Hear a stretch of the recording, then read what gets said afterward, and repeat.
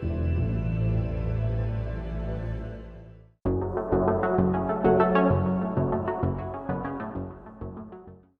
to Into the Cyberstate, everyone. You are listening to the premier public broadcast of Galactica Network. This is a ZK-powered L1 blockchain for decentralized society and private real-world on- and off-ramps. This is an open stage, guys, so if you would like, you are welcome to come up and join us. We have an amazing set of people up on stage tonight. We're actually waiting for another one, but no problem at all. We'll just see if they join up. My handle is citizen42.gala within the cyberstate. You can call me Dave. And today I'm joined by my regular co-host, CosmosHOSS. Some great guests with us today. First, we need to get through with the standard disclaimer. It's very important to remember that anyone up on the stage right now, we are your guides to navigating the cyberstate, but we are not your financial advisors. So please do not ask any financial questions. Our guest opinions are their own, and nothing said in this space constitutes financial or investment advice. Now then, Hoss, my friend, my wonderful co-host, how are you doing, mate? How has your week been? I know you've been on a ton of spaces, probably learned a lot. Yeah, man, it's crazy. Like, I feel like the smaller spaces are like more, I don't want to be corny, but like more intimate, and you get a lot out of it. You know, I was on a space last night it was, and I feel like it was so underrated. Like, there was only about like 18 or 20 of us, like in the entire room. But some of our guests, man, like they're doing some really cool, innovative things, and they're actually, it was the Atom Economic Zone, and some of the teams were building some cool things that actually aren't even out yet.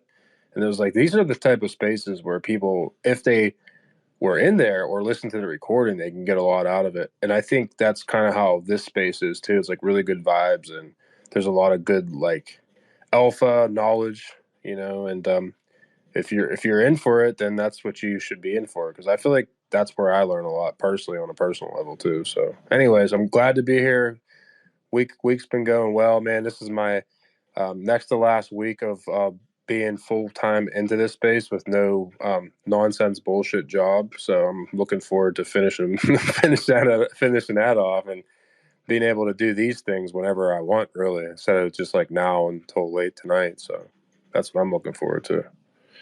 Man, I'm proud of you, man. Going full-time. Everyone give 100 in the chat, please, for CosmosHOSS going full-time Web3.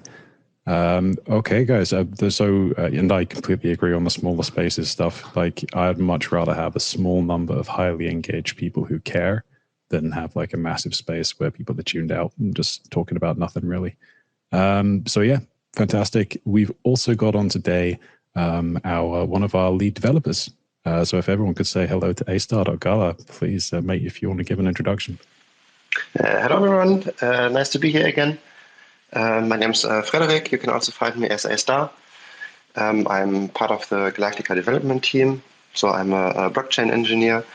And kind of my main focus areas are the zero-knowledge proofs that we have in our system, then the smart contracts, and the last thing I'm working a lot on is also the MetaMask snap you can use to have self-custody over your ZK certificates. Yeah, and it's great to be in the space. I'm looking forward to the topic of real-world assets on-chain, because I think this is something where Galactica has a lot of cool opportunities. And yeah, I'm always enjoying these spaces, listening to what you guys are saying, what inputs there are from the community. No doubt, man, no doubt. And Frederick, it's been too long since we've had you on the space, mate. It's an absolute joy to have you. Yeah, I agree. And finally, but most certainly not least, we have Johannes from Nerif Network. He's been joining us for the first time on the show. We're really looking forward to hearing from you, Johannes. How are you doing? Hi, guys. Yeah, thank you so much for the invite. Really looking forward to that. Just, for the ones who don't know me, as you said, I'm Johannes with Nerif. I'm somewhat in between tech and business, you could say. And what we do, or what I'm on, is a quest to make Web3 suck a bit less. And the Galactica is definitely kind of doing that same thing, making Web3 a better space, making it accessible, making it compliant. Really looking forward to that. Now, RWAs is actually a topic which I have been in a professional capacity in touch with for actually since 2017. So a couple of stories to tell here. It's an exciting topic. It's an exciting primitive. So really looking forward to that conversation we'll be having tonight. Thank you so much for having me. You are more than welcome, Johannes. Everyone, please give Johannes a like and a follow, or whatever it is you do on these social platforms. Also, if you can find Nerif Network, I'm sure it's probably linked in his profile. Give that a follow as well. Yep, I just give him a follow. Yeah, man, that's what it's about. Supporting one another. I love his motto: "Just make Web3 suck." That's a freaking amazing tagline. That's just such a hilarious motto. I mean, honestly, then I'll let us get into our thing, but like, I don't know if you know too much about Cosmos, but like, I feel like Cosmos doesn't suck. It's always a good time. Now, I get vibes like at elsewhere sometimes because it's like, I don't know. I know what you're talking about, though. I'm not trying to be a maxi or anything, but I feel like that's why I came to Cosmos, because I feel the same way. It sucks less. So, anyways, good. It feels good. It feels good to be around other people, regardless of the network, who are just trying to actually move the space forward. I would say is the general message there, for sure. And I always find that with with you, Hoss, with everyone who we invite up on the stage on this space, we always try to invite up just such people. So I'm here for it. Isn't that the beauty of the space, right? Biddlers, we're all kind of pulling in that same direction to, just build this system which is amazing and which makes all our lives better and not worse. I think that freedom, sovereignty in the crypto way. Exactly. So yeah. Thank you so much for the flowers there. You're welcome, Johannes. No worries. Everyone get comfortable, guys. And again, guys, if you are listening, first things first, always do the free thing. Make sure you give us a like and a retweet on this space. Little purple pill down the bottom right of this space. If you have a question or a comment, use the comment section. And again, this is an open stage. If you wish to contribute to the conversation, you are welcome to request to speak. We do not buy up here. Okay, so I think first things first, we're going to jump into the news, get everyone acquainted with what's kind of been going down in the Web3 stuff. We tend to veer away from NFT stuff and all the drama. We try to go for the regulatory, the stuff, the big stuff that actually affects the industry, just so you guys are kept appraised. We just like to make sure you guys have a good knowledge base, and we keep you updated. So first things first, China. China is going to be introducing a revised crypto AML, anti-money laundering regulations, and that will be by 2025. They're planning to revise their AML regulations by that time to include all cryptocurrency-related transactions. The move basically it comes after a blanket ban on crypto use was imposed in 2021. It was circumvented by mainland users due to technical advancements and crypto's decentralized nature. Why am I losing my words? What is it? What is the program called that gets you around internet blocks, guys? Why have I lost that word? VPNs. Thank you very much, Hoss. I'm not quite sure what happened there. It's all good, man. I've been there plenty of times. Go ahead. It just happens, doesn't it? So this revision will be the first major update to China's AML laws since 2007. That's a big regulatory update there. Guys, what do you guys think of the Chinese market for crypto? Let's just attack this from that angle. Do you guys have any experience with the Chinese market, or do you have any comment on where they sit in the crypto market? Hoss, co-host privilege. Yeah, I mean, I don't have too many comments. Obviously, it's a gigantic market, and there's just so many people, right? Like, would be vital to be able to have them, in that market, to be able to participate openly in all these different protocols and DeFi and just any application, right? And they just, sometimes I feel like certain regions just want so much power and control and just they want to do all that. And a lot of times using a VPN, I feel like it should be everyone's God-given right and ability in this world to be able to essentially do whatever you want, as long as you're not like being real harmful and like killing people or something. But like for the most part, you should just be able to do what you want. And I always visualize like monetary or just money as like a symbolization of your time on planet Earth. And I just feel like, in my opinion, it's kind of morally incorrect and borderline criminal when someone tells you what you can and can't do with your time. And for parts of the world, whether it's here in the States or anywhere, that tells you like, hey, no, like you can't like go do this or that without our permission. Like we're your like savior. We're your commander. You know, it's like, I don't know. I take offense to it.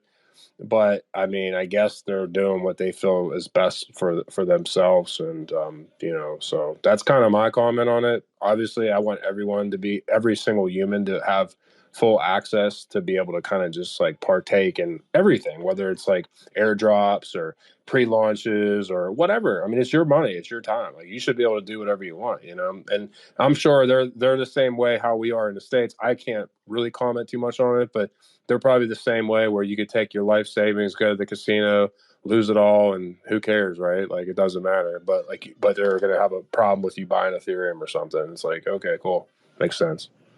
Yeah, no doubt. I think the reasoning behind all this, behind the revised regulations, is because obviously China has taken this odd stance with crypto. Sometimes they're banning it, sometimes they're embracing it.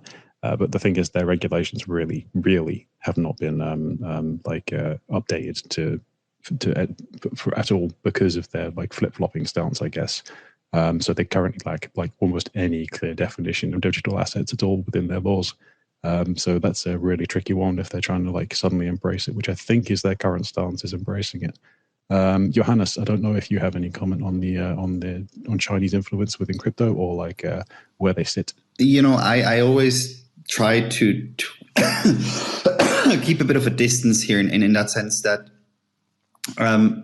you know, I'm Central European. I have a very Eurocentric understanding or like culture on a background, and what I try to do is not to kind of comment much on something where I don't have the cultural context or know how much, because how I understand kind of the behavior of the Chinese government is it is basically, you know, guided by a very different sets of values and rules in society, and in that sense, control, or you know, it goes very much into this idea of you know, individualism versus collectivism, where you know what brings the greater good for society as a whole, and all those regulations which are being imposed in China, I see them very much going towards that, where they basically, the state sees itself as this idea of, okay, our job is to maximize the value or the benefit for society as a whole. And crypto in there, I mean, I don't see China having a anti-crypto stance or anti-blockchain stance as long as its citizens try not to use it to circumvent these societal ideas, or collectivist ideas, which China, you know, is culturally speaking a lot more dominant than what we would find, for example, you know, in the US, which probably is on the other side of the spectrum here, and Europe probably somewhere in between. That's why I always try to step back a bit. Now, that said, probably the rules are quite a bit more clear than anything the European Union or the European legislature is trying to do. So I am very, very careful commenting any kind of movements or you know, developments in that context. Absolutely fair enough, mate. Absolutely fair enough. And just remind everyone, technically, really, there is no wrong way to run a society. It's like Johannes says, it's about what people believe is the best for their society, and how they've developed over time. Any number of 1,000 variables that lead to a society as we have it today. So there is no particular wrong way. It's just trying to mix morals and trying to align morals with like on the diplomatic scale. And oh my goodness, yeah, geopolitics is fun. So I'm I've notably not asked Frederick, but I think he's going to enjoy the next question more. I know him well enough to know that. So Vitalik Buterin has said that developers should tread very carefully when mixing crypto and AI. It should also be noted that it is Vitalik's birthday today. So throw 100 in the chat for Vitalik's birthday. Happy birthday, Vitalik. I'm hoping you're having a good day, dude. He's basically acknowledged that the growing intersection between AI and crypto is kind of something that needs to be approached with caution. He's noted a shift in Silicon Valley's focus from Web3 and the metaverse to AI. Like it's just this technological shift, all towards ChatGPT and all these other large language models. It's one of these things with tech. It's always just chasing the hot thing, I guess. But some blockchain projects are leveraging AI. I'm sure you've seen an AI project or two within every ecosystem you've been with. All of them have been very mixed, I would say. There are some who are trying to put like a GPT-like language model, just make it decentralized, make it open, make it pretty much uncensored. These are the kind of things that I think Buterin is kind of warning against. Well, not against, but just caution. So he's categorized potential AI and blockchain overlaps into 4 groups. So category 1 is AI as a player in a game, AI and prediction markets and incentivized by blockchain protocols. Category 2 is AI as an interface to the game, aiding like users to navigate and understand the crypto world, potentially like enhancing some features like scam detection in crypto wallets. Category 3, AI actually dictating the rules of the game, which is potentially like aiding DAOs and making subjective decisions, with a caution to tread very, very carefully on this particular category. And then number 4 is AI as the objective of the game. So that envisions blockchain as infrastructure for developing superior AI models. So I think overall the blog post that I read, it was cautiously optimistic at the end, essentially. Not really an opinion either way.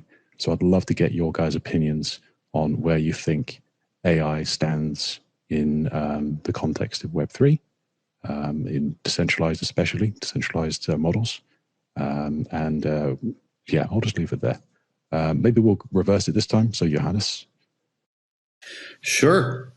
I would say I share my opinion here with Vitalik in a sense that the AI and blockchain are very much into kind of extremes, in a sense that the kind of what makes blockchain work is transparency, is that you have predefined rules in smart contracts which cannot be changed and which everyone knows how they are, or can at least look them up and they're clearly defined and the same for everyone. Whereas AI is per definition like the other thing, which is in a sense an algorithm which even a human cannot understand because it's been created through data by statistical models itself, and those two things are kind of hard to reconcile, especially because of this context. So I agree there, and I think that's my personal opinion that this kind of AI hype is what it is. It's a hype. It's probably, it does have a lot of merit to it with things what you can do, but blockchain as a special thing, or like it has its merits, but like it's I feel remember back in 2017 where it said like let's tokenize everything. Everything needs to have a token. Everything needs to be on chain. And now it's everything needs to have AI. And there's definitely amazing products out of that, but let's give it a bit more time and let's figure out what is the actual value AI can bring to blockchain. Yeah, I think that's a very balanced take. So Frederick, what do you think, man? AI on blockchain, decentralized AI, free models, what do you think? Yeah, and I really enjoy reading Vitalik's posts. And I think I think it's really great that he made these different categories, because technology in crypto can be so different, and also AI can be so different with many different use cases and approaches and so on. So I think these categories really help to distinguish the different cases you have when AI and crypto interact with each other. And I think that especially category 4 is interesting because in many large language models or AI models that try to control something or build bigger systems, I think trust or control of the AI system is something that is often missing or not decentralized enough. And I think there, blockchain and crypto is a really good fit to combine it so that these trust and centralization issues can be solved. But on the other hand, technically, it's often, I think, also quite complicated to combine these systems because AI often requires a lot of throughput. If you think, for example, how big the models are and how many requests there are, for example, for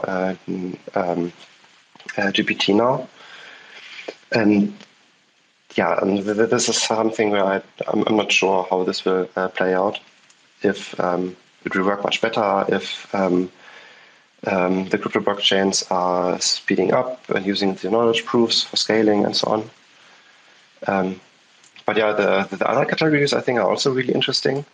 So AI as a player in the game or as an actor on the blockchain. I think this is something that's already happening a lot with MEV bots, for example. Or I also really like the second category, AI as an interface, because I think that usability is still a big problem for using blockchains. And there AI could help to explain it, to warn the user if he's interacting with a suspicious smart contract or something like this. So I really like this discussion and enjoy reading Vitalik's opinion. 100%. It's always a mind bender when he posts, and I absolutely love it. I think my favorite, well, not my favorite, but just one that I've seen already implemented, like you say, is the AI as a player in the game. Like you've seen a couple of these new Ethereum standards, for NFTs, where like they're an NFT with an abstracted wallet that has some form of AI control on it that does certain things, just like a GPT agent or whatever. There was a couple of NFTs like in the past year that have launched like that, and it's interesting to see how they work, but none of them, as far as I've seen, have actually gained any form of adoption. So it's just interesting to see. Hoss, what do you think, man, before we crack on? No, it's hard to follow on that. I mean, I'm not going to get into the technicalities and like the infrastructure and all that type of stuff. I guess on like the more boring side, I'm more interested in like the infrastructure that's being built to essentially validate models, make them accountable, decentralized indexers, things of that nature, where like Tempe is a decentralized search engine / indexer that's currently being built in Cosmos. And it's like the first of its kind where you have a database that isn't being manipulated and controlled by like what the central entities want to feed you. People are like, oh, let's use decentralized search engines. Well, okay, they're still using Bing or Google or whatever they just choose to use. So it kind of defeats the purpose. And why is that important? Well, like if you have all these data sets and you're using these models, and I'll just use like a random example. Like say you're like super liberal or super like Republican or something or conservative or whatever, and you create these models that are like super biased, and then those models get like presented in whatever sort of industry that is. It's not really good because it's just what you what you build it out to be. So in that way, it could be like dangerous, and no one's really necessarily working on it. There's a couple teams like Tempe's doing it more on like the indexer side, and where people can tap into this database and use it in an unbiased way. Like even if you're using a search, like the data will come up, and it might be like on Google or something, it might be like the 50th search on that particular topic. But like who the hell ever does that, right? Like when you search something, you're usually just like getting the first 2 or 3, and that's what you're clicking on for your own research. But you're not getting maybe the 50th one down the line was actually the best one, or the most unbiased, or down the middle, so to speak. So I'm interested in that. And then like the other chain in Cosmos that has always been like really fascinating and interesting to me was like a RAD chain, because they're building out kind of like how to audit smart contracts with AI models, and like doing all kind of like cool things with AI where, you know, they can essentially like, if it's an image, it can determine like this is the original image of this particular painting or something. Like they're doing stuff like that. So like that kind of stuff interest is, you know, that I love. I love being able to determine provenance of art. That's great.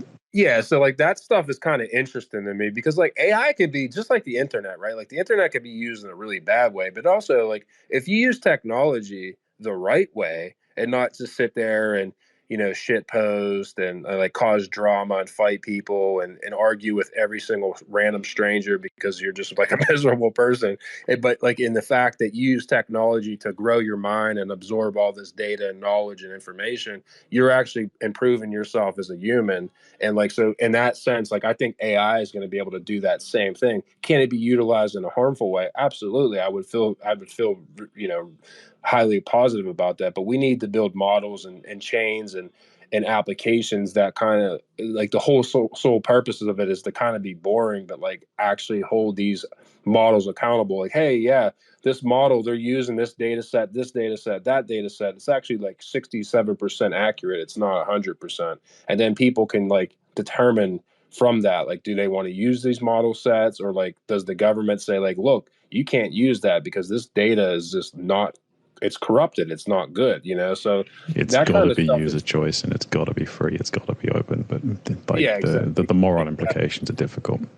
But that's I really want to reason. jump onto the real world assets shit, because like I feel like sometimes this happens when we get like a really interesting news topic, it just ends up taking up half the space, and I'm really sorry, guys. But I just want to really move it along. Because for no little part, because we have 2 new speakers on the stage. Firstly, we have Ontology on the stage. Humpty, who is an absolutely fantastic guy. So I don't know if you just want to give a little introduction, Humpty, and then we'll go on with Triggs. Yeah, Jim, everybody, can you hear me fine? Can hear you just fine, mate. Yeah. Amazing. Yeah, hey everybody, how we're all doing? Sorry, I popped in here a little late. Great to be up here with so many friends and people that I've chatted with for a long time, you know, on Web3 and crypto stuff. A little introduction to Ontology. They're developing decentralized identity tools. One of my favorites in particular would be Onto Wallet. So, my opinion, one of the easiest ways to create your decentralized identity and start using it. With another protocol they built called Orange Protocol, which is a credentialing or reputation protocol. Yeah, I'm excited to be up here. A little bit about myself. I guess I've been in this space since 2016, building, peeping in the windows to see what everybody is building, and that's kind of what I'm here for, to learn. So happy to be here. Thank you for having me. We're happy to have you, mate. We're really happy to have you, even if you do like to peep. In any case, what about Triggs, man? How you doing? Missed you, man. Hey, yeah, glad to be back. Sorry I missed last week. It was like the worst part of my week was missing this space, but exciting to be back. So thanks for having me and continuing to host great spaces. Looking forward to jumping into this topic. Of course, man. Of course. In fact, I think we're going to be doing that right now. There is another news topic, but I'll just tell you right now. So the SEC is likely to approve an Ethereum ETF on May 23rd by the Standard Chartered Bank. No one in the world can tell you when things are going to happen. Don't trust anyone, everyone, okay? Just please don't trust anyone when anyone comes up with this stuff. Whoever it comes from, whether it's from banks, whether it's from governments, whether it's just from your guy down the street, don't trust them. Do your own research, all that jazz. Okay, everyone. So If you could do me a very big favor, everyone, jump into that little purple pill down the bottom right-hand side of your screen. Give us a like and a retweet on the space, because there is value here. There are people on this stage who know their stuff and who can teach, who can provide value to you. So give them a like, give them a follow, and give this space a like and a follow. Have any questions, jump them in the comments. And if you'd like to join us on stage, please request to speak. Okay, everyone. So we're going to jump on with real world assets today. We're going to be trying to discuss how we actually bring the real world on chain, as the title suggests. The first thing I kind of want to determine and define what is a real world asset. I don't want to be the one monologuing here. I would love someone else to take it. I think, Johannes, you said you had quite a lot of experience here. Maybe you can help us out with this one.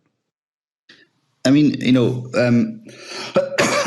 definition of RWAs can be very wide. I mean, technically speaking, you would say a stablecoin is also an RWA, but when you talk about it in a more specific sense, you would typically talk about taking certain assets which exist in the real world outside of crypto and bring them into that decentralized blockchain space in some form or another. There's a lot of talk and ideas going on real estate with this idea of making real estate more liquid. I mean, this is something which I'm very happy to discuss and have quite strong opinions on as well. And on the other side, tokenization of shares, right, where you very quickly get into this minefield of national or local regulation versus this permissionless blockchain environment, which is global, kind of from the get-go, because anyone can access it. And it's a topic which is fascinating, I think, from various fields. I mean, from legal, from financial engineering. How do you make the whole thing liquid? Sorry, all the way to technical. How do you implement this efficiently? To have it permissionless while also being able to comply with those locally needed, legal requirements you have. Absolutely brilliant. And so I guess the benefits here really are the liquidity of these assets, like the ease of trading, like these assets in the real world. That's exactly where I would challenge you, right? Okay, that is what I meant. Let's take this real estate example. Why would a house, non-fungible assets in that sense, why would a house which doesn't really have a market price, it's very hard to kind of find a fair value for it in the real world, why would it suddenly become liquid if it's on chain? Why would it suddenly have more liquidity? There's potentially more buyers, but you still don't have a way on how to efficiently price it, because it is a fungible. It's a non-fungible asset in that sense. You can argue, okay, it widens up kind of the client base, fair enough. But then again, the big volumes, or the majority of the volumes which you find in there, typically are in professional players, banks, investment funds, institutional investors. And they already have quite efficient centralized systems, and they are often, either it's kind of a local asset, talking about real estate, right? Or it is a global asset which has such a big volume that you already have the liquidity in there. So that doesn't really count. So that's why I'm, a bit critical of that one specific thing, where you say that RWAs, the benefits is it brings volumes and it brings liquidity. I couldn't agree more. From what you've just said, you're quite right. So it depends highly on what the asset actually is, whether there's a benefit or not. I mean, the benefits of Web3 are essentially, when you boil it down, decentralization being like censorship resistance and ownership. And if it doesn't improve one of those two things with it, then it doesn't help. I see Hoss has his hand up. He would love to ask a question, I guess. So 1 second, Hoss. I want to add one more thing. There's a third thing, which is composability. What Web3 brings, and that is a big, and sorry, Hoss, I'm just giving you the stage in a second here, is that it allows you to programmatically have those assets be part of something else. it is completely composable. If once an asset is on chain, you can build amazing things with it because it just works in every context. You don't have to have a relationship with a bank. It just works. But yeah, please, Hoss. No, so like I was just going to add, because I know a lot about kind of RWAs in a sense, and like how there's so much red tape on assets, and there's trillions and trillions and trillions and trillions of dollars all over the world just in physical assets. And actually, there's a chain in Cosmos. They're real. They're like, it's a chain, but they're not like, if you want to call it degen or crypto friendly. It is a crypto chain. It's a L1 in Cosmos. It's called Provenance. They have over like $11 billion of TVL, and no one even knows about them because they're not like, they're awesome. They're just not really engaging in like the overall thesis of crypto. Their main players are, these huge, just everyone, right? Like one of the biggest, it's like a playground for them. So like one of the things is you're saying about real estate is like, say you have a property and you're an American and your property's over in like Costa Rica or something, and your property value is like, I don't know, $3 million. Well, and you want to take it's called a HELOCs loan. For anyone out there, it's called home equity line of credit. Like that shit could take you 7, 10, 12, 14 days to like actually get approved of that loan. So like you have this value here that's worth $3 million, and it takes weeks to actually get money against it. So like it just opens up flexibility for like people that have a lot of money under management and assets under management. And it's not necessarily like, hey, I'm going to sell my home on chain. It's more about like, I have these assets and I want to get money right now, or like within a day, as opposed to like I need to like move stuff around. It's going to take me 2 weeks, 17 days of just all this bullshit. And like that's what this really is all about. And it's not necessarily about like I'm trying to sell my home on chain. It's more about like taking your real assets that you have, and there's like literally like hundreds of trillions of dollars of assets. Like most value in this world is by an asset, not by how much stock you own or how much money's in your bank account. It's about physical items, and that's what, in my opinion, crypto and blockchain opens up, is like just like the green lights, and in less intermediators and less bullshit that you have to deal with, and conversions and this currency and that currency. It's just like, okay, we know who you are. You're KYC. You're legit. This is what you have. And the proper authorities, whether that's like governments or banks or whomever, like someone could verify that. But like, yep, okay, and then here's your money. Here you go. Have a good day. And like obviously with liquidity with like USDC and stable coins and all that, like that opens up, just the floodgates. It's like a playground for just like, you want to call them elitist or whomever, like that's just what it's for, really. It's not necessarily for Joe down the street that he doesn't even own his home. He's still on a 30-year mortgage or whatever. Like that's, maybe he can benefit somehow, but really it's about the people that have money. That's what that's for, is RWAs, in my opinion. I think what we're going to do with this one, guys, because it's such a freaking interesting subject. Ontology, I'd love you to go next, but I just want to say that how about we don't raise hands? What we'll do is we'll just respect each other. We'll have a free-flowing conversation, and I'll control the conversation if I need to, because I think that will work better in this regard, because you guys are all such fantastic guests with a lot of knowledge to share, and I don't really want to throttle you too much. So what the people down below, the listeners, the people who are going to like and retweet this space right now want to hear is basically, what are the benefits of having real world assets? Why do we need them? And where are we currently in the adoption curve of real world assets? And where are we going? So those are the kind of questions that we want to answer. Ontology, can you just give your take? I'd love to hear it. Yeah, thanks. So I was actually going to respond to something that was being said, but I definitely can happily pivot that in a moment. But, one of the things that was being said was in terms of the time that something takes in order to be able to close on a loan, for instance, to be able to, kind of get money on liquid or equity or ownership stake that someone has. There are some checks and balances that go into, just going through that process that verifies ownership, that verifies, the value of something, and et cetera, et cetera. I'm wondering, as the person who went prior to me was talking about how RWAs solve for that problem, should we also be concerned then for kind of false claims made on properties and value on that property too, considering that RWA facilitates this much more simply? Is that something we should be considering? Is that something that has been considered in any of these protocols that have been developed for exchanging these assets? I think personally, this is just me. I haven't done a lot of research on all the players out there, but like I think that's going to be heavily regulated. I think all these people that are working on RWAs, they're going to have a rude awakening.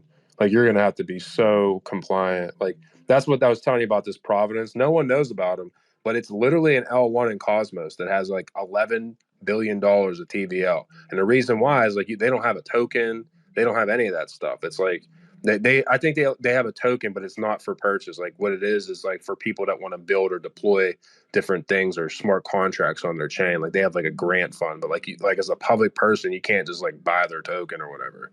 So I don't know. Like I honestly think that space is like it's like one of those words like where everyone's like, oh, RWAs, let me just start working on it and build things for it. And I don't know. Like I just think it's going to be like just kind of a central entity, like this Providence. Like I'm sure, like I know having a conversation with them a long time ago, it was like a year and a half ago. Everyone that's in their team and their roster is legit, like bankers, people who used to work for like the SEC, just like you know what I mean? Like these aren't just like, oh yeah, I'm a crypto guy. Like it's none of that shit. It's like legit. I'm sure they have devs that are building their stuff, but like everyone pulling the strings are like heavily centralized people that have been in that industry for 20, 30 years and all that. So that's, in my opinion, I think that space is going to be more for them, like the super regulated stuff. And then everyone else, maybe you're doing RWAs and you're like, oh, I got this fine wine or like this, painting or whatever. Maybe you could do shit like that. But I think the real serious stuff is going to be left to them. And I don't think we have any say in it, to be honest with you. Yeah, I agree with you, Haas, on the fact that it's going to be a lot of like centralization, and there's definitely going to be barriers to entry with it. It's not going to be a free for all when you start dealing with RWAs. And I think a really great example to learn from is to look at the largest RWAs that are already currently on chain, and that is fiat currencies like USDC, USDT. Those are RWAs. Those are real world assets that have been tokenized. And so everything that all the speakers have been saying, is true because you can observe it. And with those tokens, USDC is so powerful because it's composable real world money that can be integrated into any protocol. And it's, USDC is becoming, USDT and USDC are probably the two most used crypto products on the market right now. And I don't think any other RWAs are going to be any different. And the concerns with USDC and USDT both is the centralization. USDT is maybe a little bit more of a decentralized kind of process, but they still, are very heavily centralized, and everything flows through a small group of people who make all the decisions and hold all the cards too. I mean, there's some information asynchronous with USDT that, we just don't have access to all the details. And same with USDC, it goes through Circle, and, it's basically whatever they say goes. And all these products that build off of USDC are beholden to the decisions that Circle makes about the usage of USDC. So I definitely agree with your point, Haas, on that. And I think that to, Ontology's question about that and perspective, I think we can kind of observe the functioning of these existing RWAs to kind of inform how the process is going to go moving forward. But I think that centralization around that, like that step that transitions from the real world to the tokenization, there's like a validation step in there that becomes extremely important. And the people who are operating in that step, it's kind of like the sequencers for L2s, right? Like sequencers are these really centralized groups of people who basically are responsible for making sure that everything that happens on that L2 is valid. And for RWAs, it's going to be exactly the same. And like Haas said, these people who are doing this validation step are going to be the regulators, the banks, the industry experts, the people who know the RWA complexities the most are going to be the people that are responsible for validating that step. A great example of this is a project called Landex, where they are trying to build an RWA platform around agricultural product or agricultural commodities. And so they are creating like a loan platform for farmers to be able to get loans from anybody who's investing in crypto, and they put up for collateral the future produce of their farms. And so the people who are providing these loans are getting like a revenue share basically from the farmers after the farmer harvests their crop and sells it. They owe a percentage of it to the project, and they literally call them validators. There's this step in the process for the Landex whole like tokenomic thing to work, where there are these validators who are responsible for researching the farms, performing land analysis to determine the potential productivity of the land, and create this like body of analysis that informs the entire community of the Landex investors as to whether or not these farms are actually viable real world asset investments to make and are going to produce returns. And so the entire system of Landex hinges on the quality of work that this small group of people are doing to validate that real world asset and its viability on chain. So I guess that's and what is another very interesting point here, Trix, is what are their incentives? Are they aligned? Do they have the proper incentives to create high quality work, or are there incentives that, for example, incentivizes them to create certain types of, results or reports to increase their personal, value to get out of that? So from a kind of game theoretical and behavioral perspective, all those men in the middle or kind of somewhat centralized arbiters or arbiters, I think is the proper term in English, is so fascinating to me.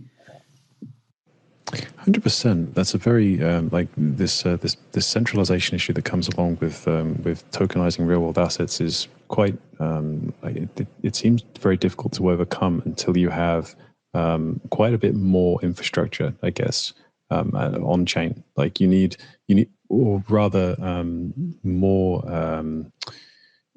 more abilities to be identified, but while being identified, also maintain your privacy, things like that. Just stuff that allows you to do everything you could do in real life, but also do it on chain is kind of what's required here in order for like you to interact with the real world while maintaining your rights on chain. I'd love Frederick. I don't know if maybe you could perhaps describe Galactica's guardians within the context of this conversation. Yeah, sure. So guardians on Galactica are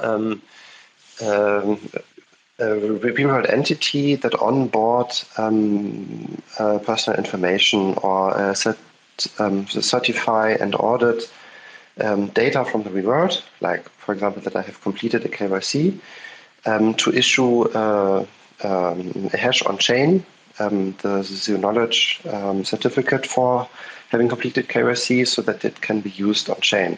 So in this context, I think that these guardians on Galactica play a similar role to what we discussed about real-world assets and the actors that play the middleman to audit that the real-world assets are actually authentic. What I also want to mention here is that on Galactica, we try to not focus on one guardian alone. So Galactica itself is not the guardian, and it's also not the single authority onboarding data. And therefore, what we try to achieve is a more decentralized systems where there are multiple guardians, which later can also have different reputation for them, so that this onboarding process of real-world information onto the Galactica blockchain also gets more decentralized, and that people then can distinguish and not give the guardians too high power. Does that make sense? Yeah, perfect, Frederick. Thank you. I just wanted to give people some information on how we're tackling it from our side, and that was absolutely flawless. So I guess I'll carry this on just by asking another question, because I'd like to kind of figure out what, along these exact lines, why is it taking so long to get a viable implementation of real-world assets of a more complex type into Web3? We've got stablecoins, obviously. We've got various methods of getting them in here. But why is it taking so long to get something that's like adoptable in here? And what have actually been the stumbling blocks so far? Perhaps let's go back to Johannes.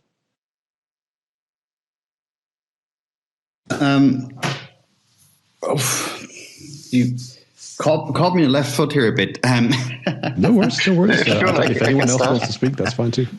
I can jump in on it. Please, Frederick. Oh, sorry, yeah. Frederick, go ahead. Yeah. Yeah, no worries. So I think one of these challenges that has to be overcome to enable real-world assets on blockchains in a larger scale is privacy. So I don't want to onboard all of my real-world data, what assets I own, and so on to the blockchain, because I might have privacy concerns that people can track me, and then people can see on the public blockchain what I'm doing, and they can find me and so on. So I think therefore it's really important that we now have this zero-knowledge technology that actually gives us tools to preserve the privacy and still be able to argue about the real-world assets or the data that is onboarded on chain. I have absolutely no doubt that ontology, Humpty, I'm sure you guys are tackling in this some way. I'd love to hear your approach. Yeah, thanks. One of the things that came to mind as A-Star was talking right now was I guess it's twofold. One, previously during the beginning of this conversation, we were talking about KYC and needing to know the people that are participating, these actors in this space, and now talking about the privacy of our data, traceability on the blockchain. Firstly, one of the things that I appreciate about these spaces and just educational content like this is that hopefully it helps to clarify to people who are new or are still learning kind of what is the blockchain, is that as opposed to what's normally written about blockchain, it's not private by default. It's actually quite the opposite. There's a lot of transparency and anonymity. While pseudonymity is definitely something that is possible, anonymity is not. You can, kind of track a wallet, see what transactions they're doing, et cetera, et cetera. And from my understanding, there are organizations that exist. Wouldn't be surprised if some of these are government organizations that can actually track the real world identity of an individual back to a wallet. So, please, be aware of that. So when we talk about, KYC, I think that there's importance in trying to figure out like how it's going to be applied. Kind of the tools that are at our disposal today in terms of being able to verify our real world identity and be able to use that composably across the ecosystem without necessarily revealing too much about ourselves unnecessarily and repeatedly. And so, for this, and this is something that obviously Galactica does as well, not just ontology, and there's quite a few different projects that are busy kind of developing these tools is, working with decentralized identifiers, leveraging zero knowledge KYC to be able to verify one's identity and then reuse that without, like I said, revealing personal identifiable information such as our birthdays and our real names and everything to every single application that queries who we are on the blockchain. But still being able to satisfy KYC requirements that are necessary for financial purposes, trading, and for governmental or national purposes. So I think that there are a few examples of how we can go about that, and then certainly when it comes to being able to operate or run private transactions, I think this space of zero knowledge proofs is hugely still underexplored in my opinion, and something that I do see though tons of attention being given to in terms of being able to allow people to transact a little bit more privately in this space, because I think one of the reasons, just to kind of piggyback on what was just being said, why there is probably not a lack of adoption, but maybe very slow progress towards adoption or usage of RWAs, is that everything is visible, nothing is private, and perhaps there's a level of privacy that is desired when we are trading high value objects in this space without necessarily having to give away who we are to anyone who doesn't necessarily need to be having that information. So I just thought I'd kind of hopefully add a little bit of color or a little bit more surface area to that conversation that we were having on identity and privacy on chain. I really appreciate it, Humpty. Really do. In fact, for anyone who's like not fully aware or unaware completely, or just wants to try and figure out these things about zero knowledge and the kind of technology it is, what it does, what it can do, I've just pinned to the top a Zero Knowledge podcast. This is something that I've listened to quite regularly for a long time now. They do try and attack this quite complex, sometimes like intimidating technology from a very like learner-esque standpoint. So you can teach yourself with this, as long as you select the right episodes, you can kind of teach yourself the basics and understand it in a lot of depth if you really want to. So check them out if you're interested in learning about ZK. So yeah, go on, please. One question which I basically want to ask you, because we're all kind of coming from different backgrounds and different geographic locations as well, is what do you guys think? How much does the local regulatory environment influence the adoption of RWAs? I mean, from a Swiss perspective, Switzerland has the legal framework in place to be able to very, very easily do native on-chain assets. You can issue shares, for example, on-chain. Now, there's some really, really cool projects, which is, I want to give a shout out to Actionariat here, for example. They're building a completely permissionless system to tokenize shares, but still adoption is very, very slow. And I think this is partially due to the fact that this is, just Switzerland, and is very much, in a sense, restricted to the local market, not to buy those assets, but only Swiss companies can be tokenized. How do you see that, just from your background, where you guys from, how much does that influence it? And what do you think, how will this change? Because, yeah, I'm just curious to hear everyone's opinion on that a bit. Yeah, that's a great question. You hit the nail right on the head for what I was going to say earlier. I definitely agree that the whole privacy, individual user privacy issue is massive and like a barrier to entry. But I also think that the regulatory environment is a huge problem. And I think that it creates uncertainty with investors because they don't know how reliable this, potentially on-chain asset might be. Because if the regulatory bodies that manage that real-world asset in the real world, if they don't support the on-chain activity around that asset, then it's basically like the regulatory agencies can rug you anytime they want. And if you just look back on, going back to my previous comment about looking at existing RWAs that are highly used, USDC is depegged multiple times due to regulatory uncertainty. People have questioned whether or not, Circle is going to have the rug pulled out from underneath them, and people start dumping their USDC and it depegs. And so I think that really speaks to that problem that you're bringing up about the local regulatory uncertainties. The US is just like this massive kind of like, anchor tied to progress right now, because they're a huge player that sets the stage for a lot of like international regulations, and they're absolutely just dragging their feet on embracing any of this kind of stuff from a regulatory perspective. And I think that you're right. That's a huge problem. And I think the other side of it also then, I don't know, other people maybe can have some comments about that, but I'll just drop in my last thought on barriers to adoption.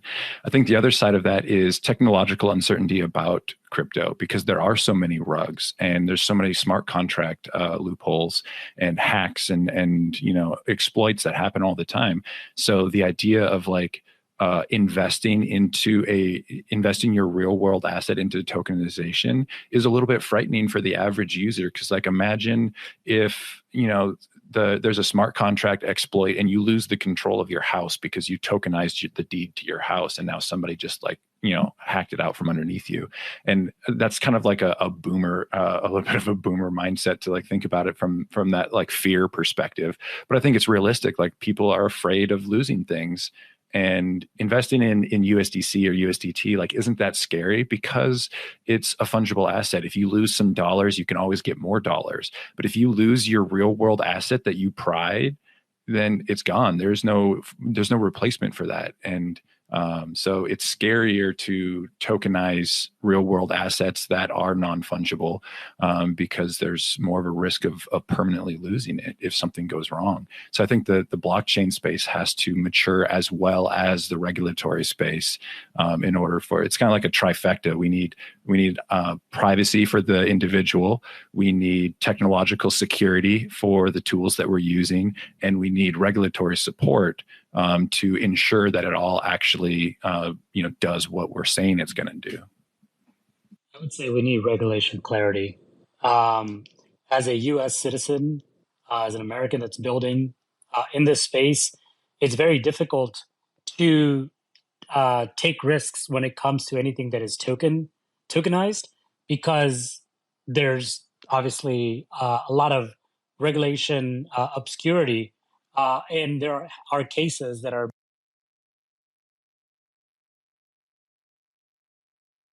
being hard projects. So, yeah, I would say either regulation clarity or kind of a bit of an arm's length from development, software development, token development, and the regulation body. I think, because otherwise it's at least here in the U.S. it wouldn't affect the rest of the world, of course, but I think that would definitely affect the way or what we can build here. Oh wow, this is absolutely incredible, guys. I just want to give the listeners another quick reminder. If you give us a like and a retweet on the space, I have no doubt that you are learning something from this space today with all the quality speakers on at the moment. So please just show them some love as well. If you can follow the speakers on stage and give them some love, that would be absolutely fantastic. They deserve it. So I think what I would love to know, guys, in this case, like where we're questioning the adoption of these things, do you interact with any form of like real world assets yourself, guys? Beyond stable coins, I mean, like something more complex. Do you actually personally interact with any real world assets? I'll throw that out there. I own some shares on chain. So as I said, right, in Switzerland, you can actually directly tokenize, or well, not tokenize. You can issue shares on chain. So I do own some shares now. That said, they are completely on Ethereum. However, what the guys from Oxford had to learn is that 99% of the investors and the typical holders of those shares, which are Swiss SMEs, they cannot or do not want to interact with blockchain directly. So they built this whole somewhat centralized system around it, so people just have an app and can basically buy their shares on an app with a bank transfer and everything blockchain wise is like just in the background. But that's shares. And also my salary is paid in stable coins, but that's a different story. Hey, we all. Yeah, no, that's absolutely fantastic. It's good to see someone who's actually using these things. It's nice to see. Sorry, ontology, please. Yeah, no, what I was gonna say, there, I guess for me, aside from, kind of some of the things that we've been discussing, some of the assets that I personally play around with, I guess, would be like collectibles, but the event tickets is something that I've been using more and more, that allow me to get some sort of like physical access to physical spaces. So, going from, I guess, a traditionally centralized, credit-based or credit card-based transaction, to hold an asset. In this case, would be a ticket to, say, a concert, to a conference.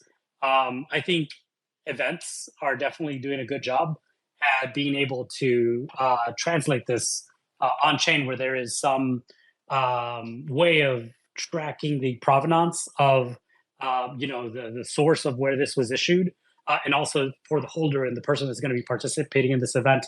There is no market, obviously, and I hope there isn't, for tickets to events using RWA, because otherwise I think that would make it a little bit more tricky to participate in those markets. Again, like I said, as an American citizen, but certainly this, the ability to transact on chain and purchase using crypto, and then being able to use these assets in the real world, I think it's definitely a wonderful step in the right direction. 100%. Let's just try and get this then. So I'd like to just for everyone on the stage. I think I want to start with Hoss because I want to get his opinion on this.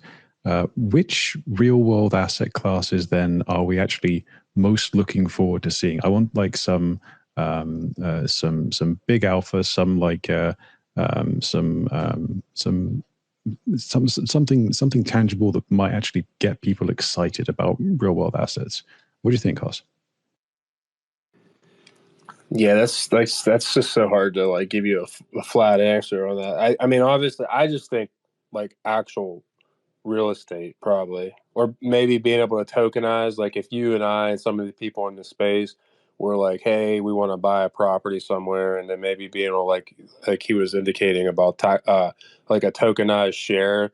Maybe people can, depending on what their percent of owning the property, they get like kind of like a revenue share. That would be on chain or whatever. That would be kind of interesting. Other than that, I mean, everything else, collectibles could be something unique, and maybe like one of ones of something. Someone makes, they make something and artistic or whatever, which we have because of NFTs. But like other than that, I mean, I don't really know other like really good use cases that's going to get everyone excited about. I think everything else are just kind of like NFTs that are already kind of a thing. Revenue sharing, you could just create a token for that, right? Like that's technically an RWA. Like create this game, right? It's decentralized and everyone can buy the token. No one's technically the owner of it except for the people that buy the token, and then like everything that happens in that economy, you get a piece of it, so to speak, because that's the fuel, like that's the gas. So I mean, other than that, I mean, I don't really know. I'm kind of drawing the blank. What else there would be? That's okay, man. No, I kind of wanted to just get your view on that because you're real like that. I love your opinions on this stuff. How about a better question then?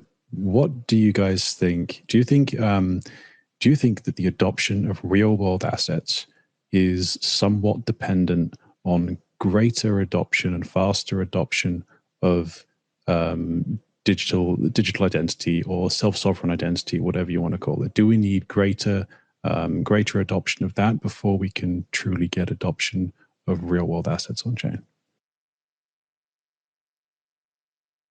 Actually, I want to go back to your first question because I like that question. Sure. Unlike HOSS, because I said there's two answers to that, and I'll give the stage to someone else to answer the second question you just asked. But so I think the really big game changer is going to be the boring stuff in real world assets, right? It's the boring stuff in the background. It's the tokenization of intangible assets, which is going to be enabled because of this composability to just create completely new business models in between. It might be existing centralized companies or projects which are then able to just make things a lot more efficient. It's really an efficiency use case, but not only efficiency. Because of this composability, you could just build new things with that. Decentralized science is a good example of that, where you can automate licensing. You can have license and sub-license your research, and if someone builds product out of that, you can profit automatically out of this without having to have hundreds and hundreds of different contracts written. So now that's one part. The other part is my personal pet peeve: music. The difference between music and kind of art NFTs is that we're all used to pay or like consume music, but you buy art, you buy an artwork, an NFT, a painting, whatever, you own it. Music, we used to pay for that. We pay for Spotify every month. We used to pay for each consumption to consume that music. And what this leads to is that you can actually build yield-bearing tokens out of that. You can tokenize music, and when you directly connect kind of the streaming income of that, this has a yield. And because it has a yield, it then can be priced relatively easily. And if it's priced relatively easily, it can have a liquid market. So you can start building kind of DeFi based on music rights completely automatically. And this is just a huge, huge, huge game changer for artists, because they suddenly don't have to, deal with this extremely inefficient ways of how music is financed currently, because you then can directly, you can use your tokenized music as collateral. You can get money against that to finance your next album, for example.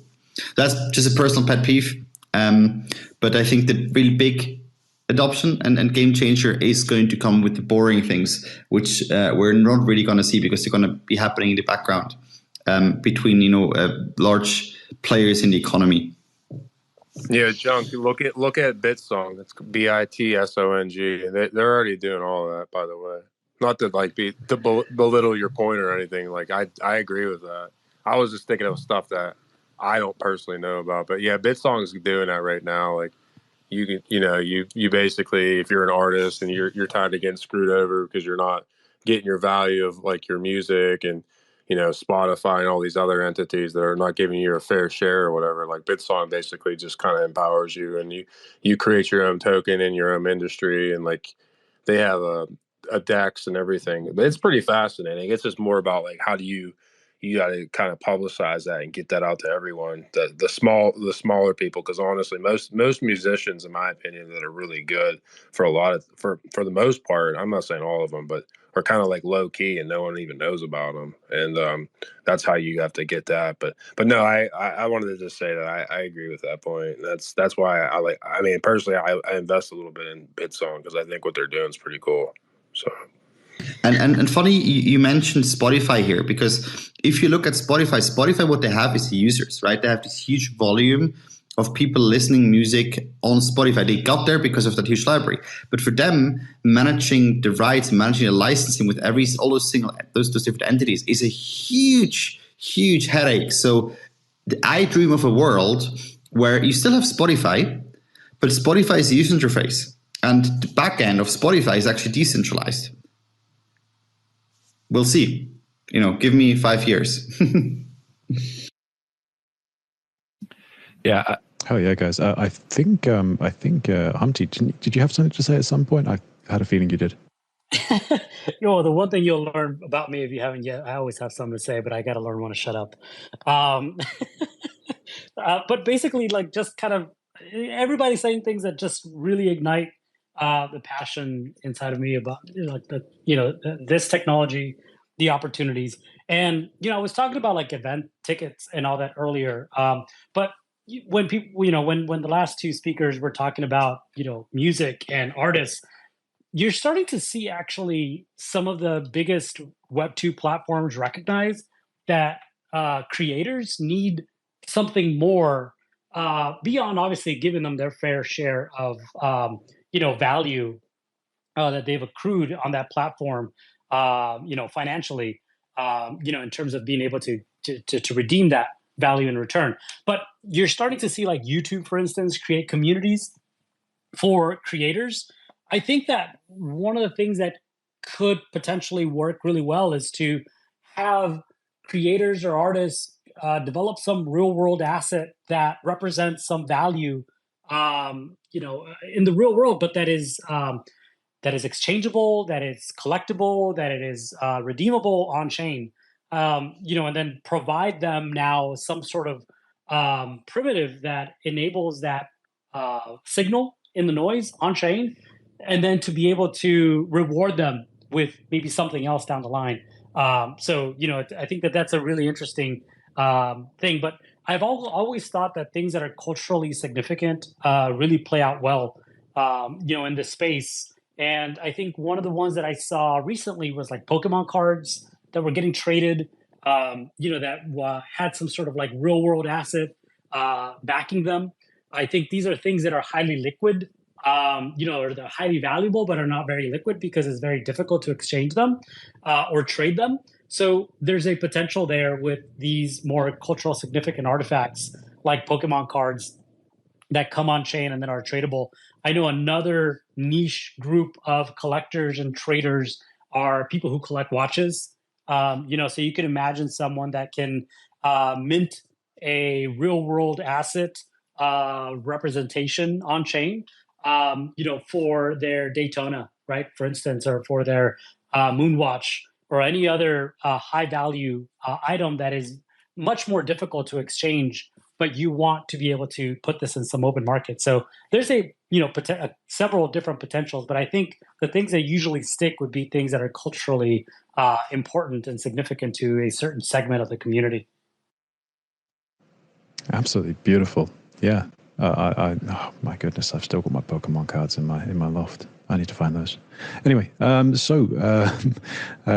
perhaps Frederick or Triggs, I don't know if you guys have an answer for this one. If you want to jump in, if you don't, that's absolutely fine. Killer use cases, something adoptable. Do you have anything for us?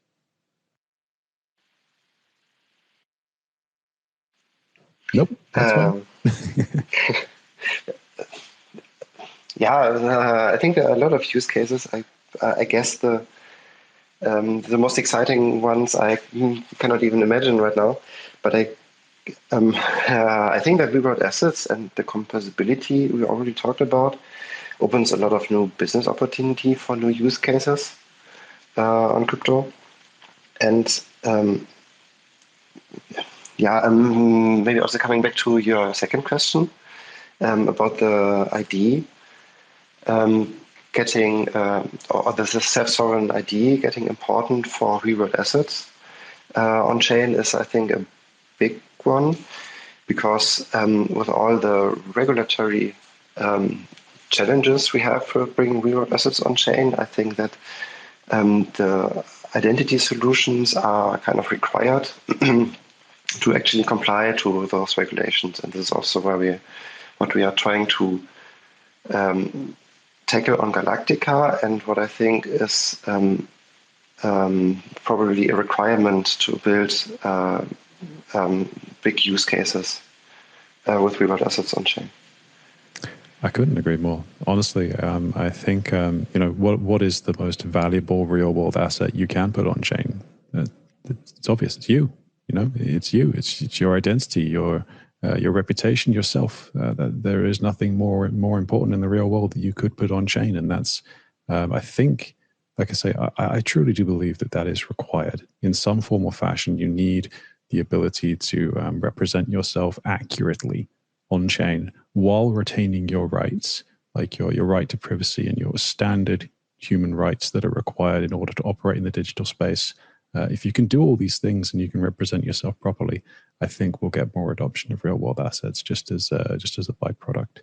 I think this is a really good spot to just start winding down, guys. If anyone has anything like specific to add now, I'd love you to just raise your hand because I'm just going to start winding down. If you want to add like a final point or something, just raise your hand and we'll get to it in the outro. But I've absolutely adored this space, guys. I think Johannes, Humpty, Triggs, Frederick, Hoss, you guys have been absolutely freaking fantastic today. It's been a very enlightening space. Very much enjoyed it. So there's been a couple of questions, guys, on the AMA channel in the Discord. So if you guys would like to find out more about what Galactica is doing, you just have to follow our profile up top here and jump on the Discord. That is the primary kind of like hub for everything Galactica. It's where you can interact. It's where you can earn your Galactica Network citizenship, and you can earn all the goodies, the rewards, and everything without having to pay a cent. This is all based on reputation. Currently, of course. It's all about what you do. The effort you put in is the reward you get out. So just check it out on the Discord there. So with the AMA channel, we've got a couple. Let's have a little look here. So what is the next huge step for Galactica now? From Nico. The next huge step will be our testnet for sure. We will be finalizing a date on that pretty soon, I think. So just look out for the testnet stuff. We're currently in late stage DevNet, so you can also check that out if you want to get a bit further in the campaigns that we're running right now. So we've also got should we use the MetaMask Flask or the normal MetaMask? Is that enough for DevNet? Yes, that is enough for DevNet now. So you can use the standard MetaMask now to access our DevNet. We used to have to use the development version, but now our snap has been officially approved. You can actually see the post in the Jumbotron up top, one of the first ones I posted. You can now use the standard version of MetaMask to get on our DevNet, which is fantastic. Okay, what are the tasks to become a member of the Circle and the Server Dia? Those are not available just yet, guys. We are working on the reward system for getting up that high and getting like really high level citizenships. So just keep in the loop for that one. And in the current Cosmos ecosystem or upcoming projects, what are or will be the synergies with Galactica Network? The big one, I think, will be the IBC, because obviously Galactica Network is a hub for identity and reputation. We want to be able to export our reputation, become like a source of trust on chain, while again, like I mentioned earlier, maintaining your rights, your right to privacy. So I think that would be the big one, is the interoperability of reputation as well as reputation and identity. Okay, I think that's pretty much everything from the questions. I think what we'll do is we'll just run through the speaker panel and see what's what. Triggs, do you have any final words, my friend? No real specific thoughts, just a great conversation. Really appreciate all of the speakers and their perspectives. This was a super interesting topic for me. I love the concept of real world assets, and getting other people's perspective just really helps round out my own view of it, because it's such a hard to understand topic. You know, there's so much uncertainty around it. And so I think just talking about it and sharing ideas with people, it really helps formulate some sort of thesis, you know, for the individual to have a level of expectation of what's coming, and a way to like contextualize things when you hear about it, because you have to be careful in this space. You know, there's all kinds of projects who are going to be using RWAs as a buzzword to try to catch your attention, and you have to know the questions to ask with these projects. Like, okay, what's the centralized step that is required to transition this from the real world to the blockchain, and who's in charge of that? Where's the authority structure? You know, all those kinds of things. So having these well-rounded conversations, I think, really helps empower people to make good decisions as they, you know, navigate this experimental space. Oh, absolutely beautifully said, and I couldn't agree more. Guys, we do attempt to educate in this space. Like I say, it's we are We are hosting this from the Galactica.com account. This is the protocol that we're building, but we are attempting to build basically a neutral and friendly space here, where anyone can come up, say anything, from just no holds barred, but in a very respectful manner. I think that's the best way of getting education out there and getting value to the listeners. I don't want to be up here shilling at all. I just like to remind you that we exist, you know. Okay, so maybe we'll go to Frederick. Any last words, mate? Yeah, so thanks everyone. I think this was a really great discussion. And I would love to continue the discussion on real assets another time, because I think there's a lot more to discuss. And as we are progressing with the technology and new use cases are invented, I think there's a lot more on this topic in the future. 100%. I feel like we could go for a 3-hour space on this one quite easily, but we'd need to do some proper scheduling with that. Just a reminder for the listeners actually who have stayed this long and listened to us and gained some value from this space. Check out the pinned tweet and the comments. I've put in a link that will let you claim a reputation credit. This is from our friends over at creds.xyz. It's decentralized, it's safe and secure. It's just a way for us to give you something of a piece of reputation for listening and learning on our space. So check that link out if you want to claim that. Let's go to Johannes. Johannes, mate, thank you so much for coming, man. I really appreciate it coming. Thank you so much for having me, and thank you so much for this super interesting conversation. You know, I have to plug Nerif quickly here, and actually that goes back to what I think what Frederick just said before, that what was it about this question of, what is the centralized part of your RWA? How does this data get on chain? And this is actually one of the things which we at Nerif are building, right? We're building plumbing for Web3 with this goal, and I mentioned at the beginning, to make Web3 suck less. So I hope to be able to play a small role in making RWAs better. If you want to learn more about also what we do, hit me up. Happy to do so. And if you happen to be in Denver, happy to have coffee with any of you, really. Just, drop me a message. And I am always excited to meet people in real life. And just because there's personalities we find in space are so fascinating and so diverse. So really, really, looking forward to that. 100%, mate. 100%. It's been an absolute pleasure having you on the space. I don't know if there's any one of us going to Denver in recent times, but I think Hoss is our resident American for sure. Humpty, it's been absolutely fantastic. Thank you for coming on. I really appreciate you coming again, mate. If you want to just lead off. Yeah, thanks so much for the invitation. It's been a pleasure. I will be in Denver, and I am working on setting up a DID happy hour. So definitely open to the Galactica community and anybody else that's going to be there and wants to join. The goal is to do it in collaboration with the Data Summit that's happening on May 1st. So stay tuned. You can follow the Ontology account. You can follow my personal account, which is also in the audience, Humpty, the Data Dude.